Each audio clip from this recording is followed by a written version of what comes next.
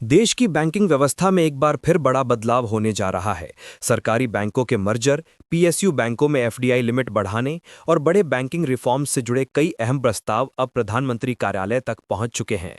बिहार चुनाव के बाद केंद्र सरकार एक बार फिर पॉलिसी रिफॉर्म्स मोड में आ गई है और अब बजट से पहले कुछ ऐतिहासिक फैसले लिए जा सकते हैं। सवाल ये है, क्या भारत की बैंकिंग स्ट्रक्चर एक बार फिर पूरी तरह बदलने वाली है और इन बड़े बदलावों का असर आम जनता पर क्या पड़ेगा? आइए पूरा मामला समझते हैं। सबसे पहले बात करते हैं पीएसयू बैंकों के मर्जर की। वित्तीय सेवा विभाग ने पीएमओ के सामने ऐसे प्रस्ताव रखे हैं जिनमें नए सिरे से सरकारी बैंकों का बड़े पैमाने पर मर्जर शामिल है।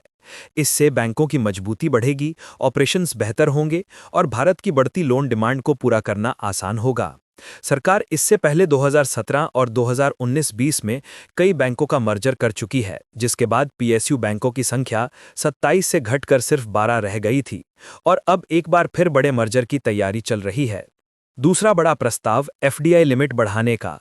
केंद्र सरकार फिलहाल सार्वजनिक बैंकों में 20% की विदेशी निवेश सीमा को बढ़ाकर 49% करने पर गंभीरता से विचार कर रही है। ये बदलाव विदेशी पूंजी को भारतीय बैंकिंग सेक्टर की ओर आकर्षित करेगा और ग्लोबल लेवल पर भारतीय बैंकों की स्थिति और मजबूत हो सकती है। सरकार का लक्ष्य है कि दुनिया के टॉप 20 बैंकों में आने वाले कुछ सालों में कम से कम 2 भारतीय बैंक शामिल हों। और तीसरा बड़ा कदम, सरकारी बैंकों के बोर्ड को और ज्यादा स्वायत्तता देना, ताकि निर्णय लेने में गति आए और बैंकिंग सिस्टम आधुनिक तरीके से काम कर सके।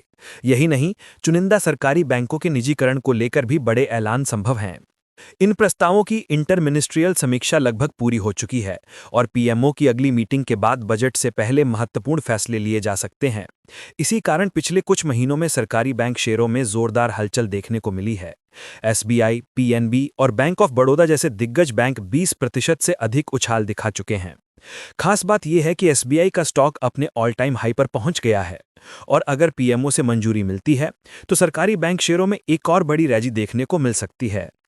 अब नजरें टिकी हैं पीएमओ की समीक्षा पर, क्योंकि आने वाले दिनों में भारत की बैंकिंग व्यवस्था में बड़ा बदलाव तय माना जा रहा है।